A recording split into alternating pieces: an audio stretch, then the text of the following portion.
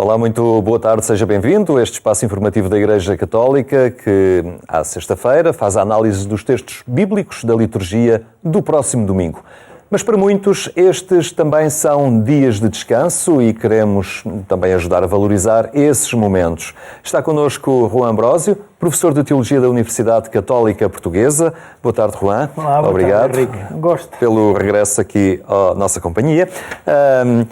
Final de agosto, este tempo para muitos de férias, para outros de preparação para férias, enfim. Para outros, para preparação para começar A trabalhar. Rotinas normais. Mas há que valorizar qualquer destes tempos. E se for de descanso, há sempre mais tempo para poder ler um livro, ou para adquirir alguns conhecimentos também por essa via. Então, sei que estão aqui em cima da mesa algumas sugestões que podem ser úteis. Sim.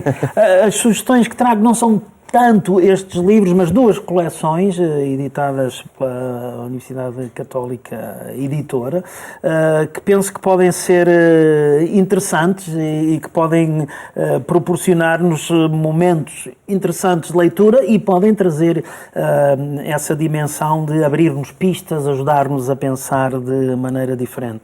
Esta aqui é a revista Portuguesa de Teologia, que é muito recente, está a dar os seus primeiros passos e que é um exercício de publicar em conjunto. Havia nos diversos polos da faculdade revistas, portanto fez um exercício de reunir esses diversos centros e publicar uma única revista, chama-se FATA, o Abrir-se, não é? E tem procurado fazer um exercício de uma reflexão teológica acerca dos problemas atuais. Estes últimos dois números que aqui trago, pandemia e crise planetária, desafios à fé, à esperança e à caridade, um tema bem atual, e este, o mais recente, sobre a casa comum em ecologia integral, perspectiva interdisciplinar e ecuménica. Portanto, dois exemplos aqui deste exercício de leitura. Esta é uma leitura que, em algumas coisas, enfim, é um bocadinho mais exigente, porque trata-se de especialistas que vão refletindo em várias perspectivas, e isso é uma das ideias interessantes. O ambiente é um ambiente de reflexão teológica, mas recorre também a outros olhares e aos diversos olhares que a teologia é plural, tem diversas, digamos assim, áreas de reflexão, áreas de especialidade, e aqui tenta-se fazer esse ensaio. Penso que pode ser um bom exercício. Mas a mostrar muito também que a teologia não está desligada do concreto da vida das pessoas. Não pode estar. Não pode de modo nenhum estar. Se estiver desligada, se a teologia for entendida como um discurso só acerca de Deus, mete-se em sérios problemas, no meu entender. Porque o discurso de Deus tem que ser sempre um discurso também acerca da condição humana. Porque é isso que Deus quer ser um Deus para cada um de nós, um Deus para a humanidade, com propostas para que esta humanidade seja cada vez uma humanidade mais humanidade, seja mais de mão cheia, mais feliz, não tenhamos medo da palavra. Portanto, a reflexão teológica é sempre também um refletir sobre a condição humana.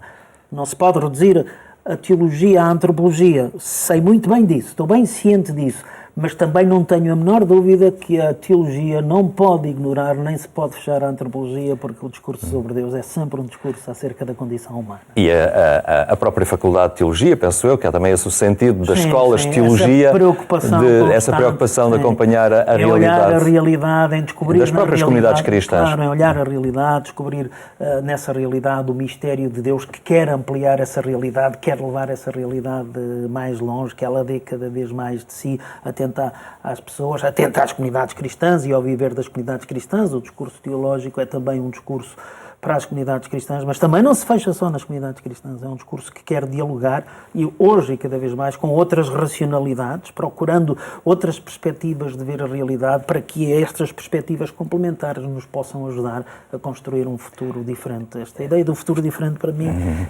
tem muito significado, porque temos que ensaiar um mundo diferente deste em que vivemos. E é também importante que as comunidades se aproximem das faculdades de teologia. Sim, e que percebam que têm nelas um aliado fundamental para ajudar a discernir os grandes desafios que a vida levanta. É preciso que este diálogo também se estabeleça e que não olhem para a Faculdade de Teologia, para as Faculdades de Teologia, nós em Portugal só temos uma, ainda que esteja em diversos polos, mas só temos uma. Faculdade enquanto tal, pois há escolas, mas enfim, não vamos entrar por aí, mas que explore esse diálogo, que realize e alimente esse diálogo e que não olhe simplesmente para a Faculdade de Teologia como se fosse um território onde estão uma série de especialistas que falam uma linguagem muito estranha que pouco ou nada toca na vida. Não é esse o objetivo da teologia, não é por causa disso que ela existe. Claro. Mas há aí também uma pequena coleção, Sim, não é? Uma pequena coleção com muitos títulos que se chama Argumento, e chama-se Argumento por isto, leio muito rapidamente, porque um argumento vai direto ao assunto, num exercício assumido de concisão, mas não só. Argumentar significa também esclarecer, fazer transparência às matérias, iluminar. O que esta coleção faz é pedir a pessoas que, sobre um determinado tópico, de uma maneira concisa e clara, façam uma proposta de leitura desse tópico. E daí esta coleção se chamar Argumento, já tem bastantes títulos. É um exercício que me parece muito interessante de abordar esses diversos tópicos. Como é óbvio, eles não se esgotam, mas abre-nos pistas para ajudar a pensar estas diversas temáticas. Trouxe aqui só 4 exemplos, mas há muitíssimos mais.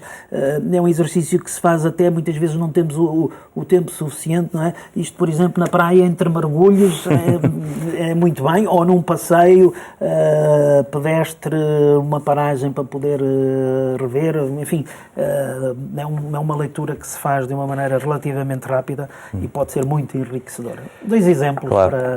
E este trabalhar o conhecimento e a sabedoria, de alguma forma, hoje em dia, é muito importante numa altura em que a verdade... Cada um tem a sua, constrói muito, é muito volátil, à medida daquilo que lê nas redes sociais, enfim, conceitos muito frágeis, muito enviesados, não é? Daí a importância que me parece ser o exercício de... É óbvio que há aqui um outro exercício que é importantíssimo e que podemos fazer neste tempo de paragem, que é toda a literatura, todos os romances, e estamos a ver se há coisa que vemos, mesmo num país pequeno como o nosso, é a grande produção que há a nível de edições, não é? Estão constantemente a sair títulos novos, e mesmo quando se preconizava que o livro ia acabar, mesmo na sua, enfim, existência física, não é verdade, estão constantemente a sair títulos novos. Voltar aos clássicos é também sempre uma oportunidade que devemos aproveitar nestas alturas em que porventura temos mais tempo disponíveis, revisitar tudo o que é, e aí vem uma sabedoria, uma cultura, uma tradição que está plasmada nessas páginas e que é importante voltar a ela.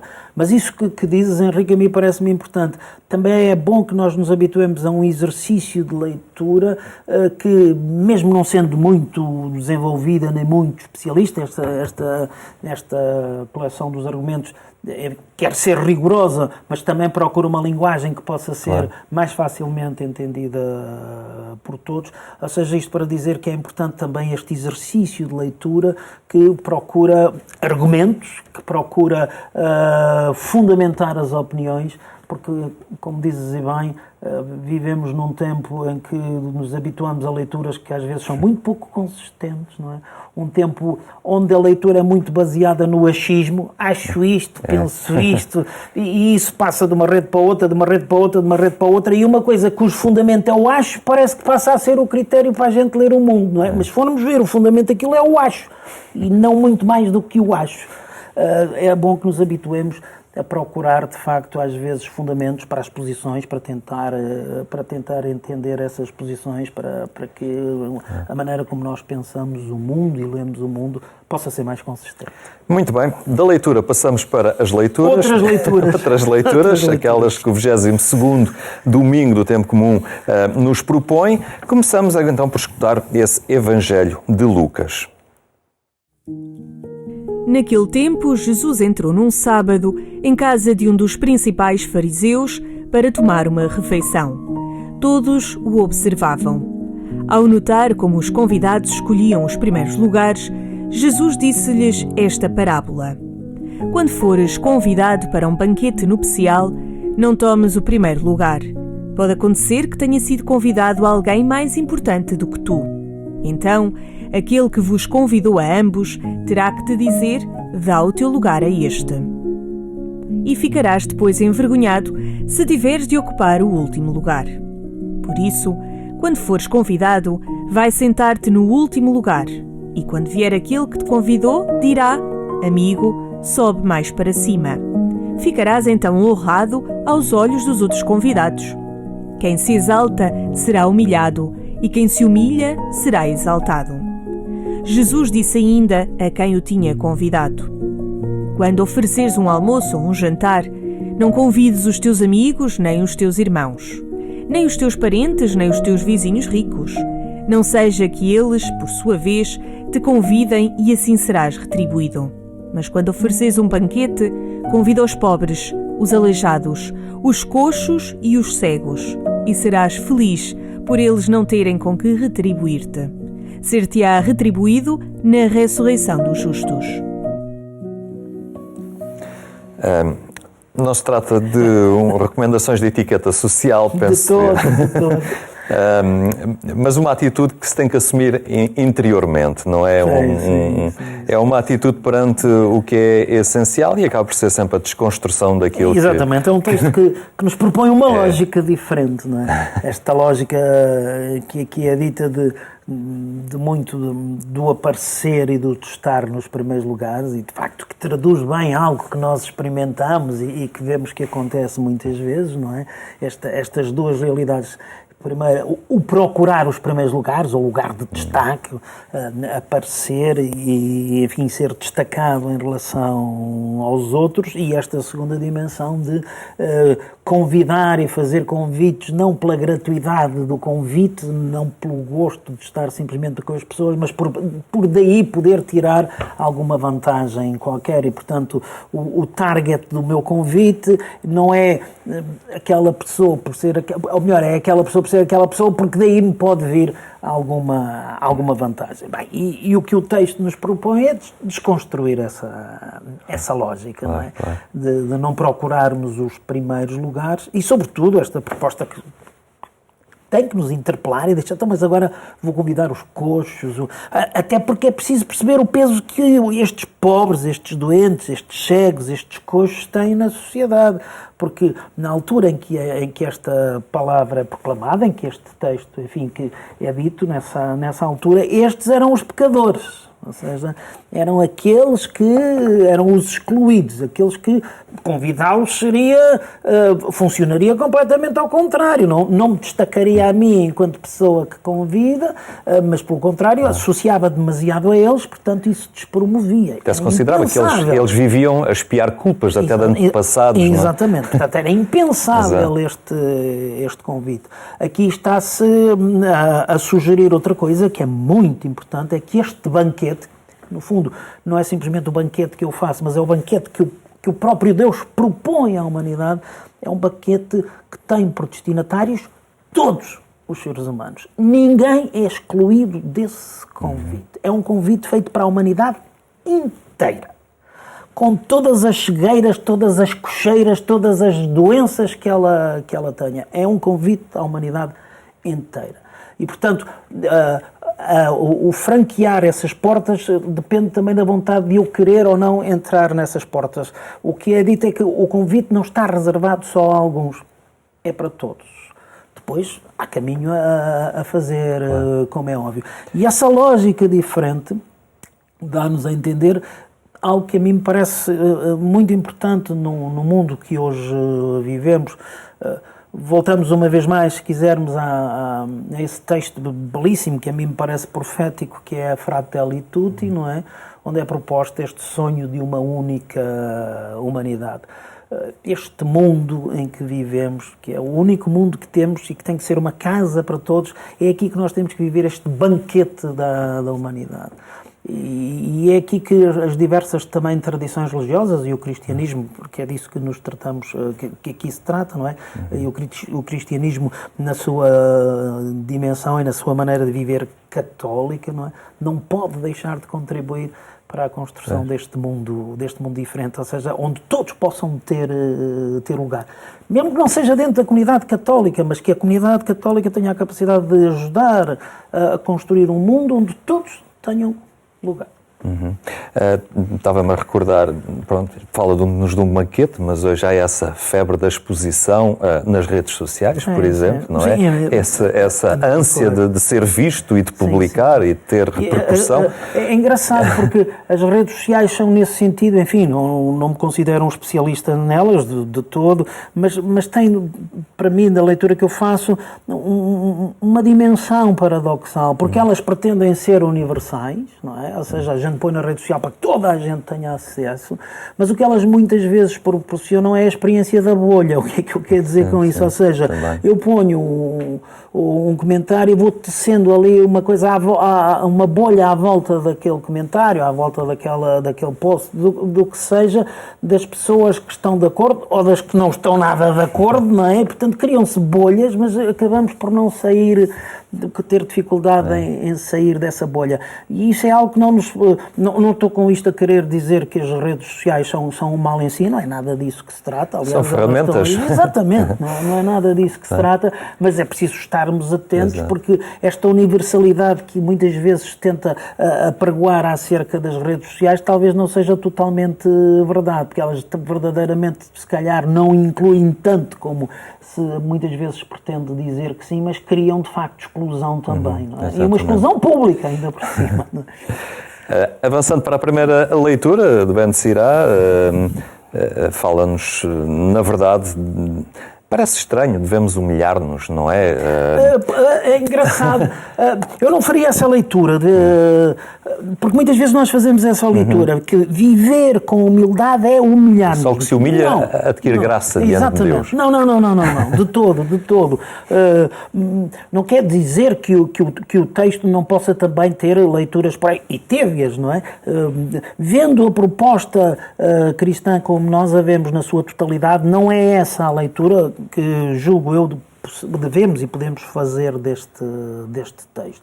Eu aqui havia viver com humildade, eu diria assim, é viver não humilhando os outros. Não é humilhando-me a mim, é não humilhando os outros. O humilde é aquele que, quando está com alguém, quando está num sítio, não aparece de tal maneira cheio de si que não há espaço para mais ninguém, não há sítio para mais ninguém. Só ele é visto, só ele se mostra, só ele ocupa o espaço todo, o tempo todo, não há espaço para mais ninguém. Não, aqui o que é dito é que a pessoa não humilha o outro, ou seja, dê lugar ao outro, dê destaque ao outro. Portanto, não se trata, embora essa leitura muitas vezes é feita, infelizmente, não se trata de me anular como pessoa, nem sequer de não reconhecer o valor que eu tenho, que cada um de nós tem. Não é disso que se trata. É preciso que saibamos reconhecer as nossas competências, as nossas capacidades, os nossos valores. Agora, vivendo-as, pondo essas capacidades e esses valores ao serviço dos outros, sim. Para os promover e não para os esmagar. E reunir... E situar-se na sua condição é sinal de sabedoria, porque é reconhecimento... Essa é a sabedoria humana. Exatamente, da sua limitação e da sua pequenez diante de todos os outros. E daquilo que é também a sua grandeza, claro, ou seja, exatamente. Daquilo que são as suas capacidades, os seus dons, os seus valores, para pôr ao serviço dos outros. Simultaneamente percebendo que não podemos ser sozinhos, não é? Claro. Que somos na relação, que somos com os outros, que somos por causa dos outros, em última instância também que somos para os outros. E é isso que a dimensão da humildade nos dá, ou seja, faz-nos cair na conta verdadeiramente que, mesmo sendo eu muito importante, não sou por ser sozinho, sou por causa dos outros e em relação aos outros. Claro que isto é um exercício tanto mais difícil quanto mais quanto mais destaque eu tenho, quanto mais visível for o cargo ou a função que eu desempenho, portanto, isso torna-se ainda um exercício mais difícil de fazer. Só mesmo mas porventura mais importante. Claro. Importante. Só mesmo para rematar, temos 2 minutos. Paulo, aqui na Epístola aos Hebreus, sim. Na realidade, este contraponto entre esta aproximação, esta experiência que os antigos, o povo libertado fez nesta dimensão mais sensível da manifestação de Deus, mas agora aqueles que foram resgatados pela própria ressurreição têm outra proximidade com o duas mistério. realidades diferentes, uma realidade antiga de viver uma relação baseada um bocadinho no medo, no receio, na não proximidade deste Deus, não é? Que aparece descrito aí com essas notas que apontam um certo receio, ou a outra realidade, que é aquela que vemos em Jesus Cristo, baseada na relação de proximidade, não no medo do castigo, não no medo do inferno, mas na relevância que a relação com Jesus Cristo tem. São duas maneiras de vivermos, enfim, a nossa fé, de vivermos a dimensão religiosa da nossa vida, da história, e é um bom desafio, não é? Pensarmos como é que o mistério pode ser relevante, pode trazer significado, como é que este Deus em que acreditamos pode trazer significado relevante para a vida de cada um de nós. Muito bem, com este contributo destas leituras, do teu auxílio de rua, a reflexão também nesta proposta literária, partiremos certamente muito mais enriquecidos para estes dias, sejam eles de férias ou não, ou de trabalho. Exatamente. Muito obrigado. Ora, essa foi um gosto. A terminar, apenas a lembrar que amanhã, um pouco depois das 6, pode escutar a edição rádio do programa Eclésia na Antena 1. Ficamos por aqui, tenha então uma muito boa tarde e tenha também um bom fim de semana.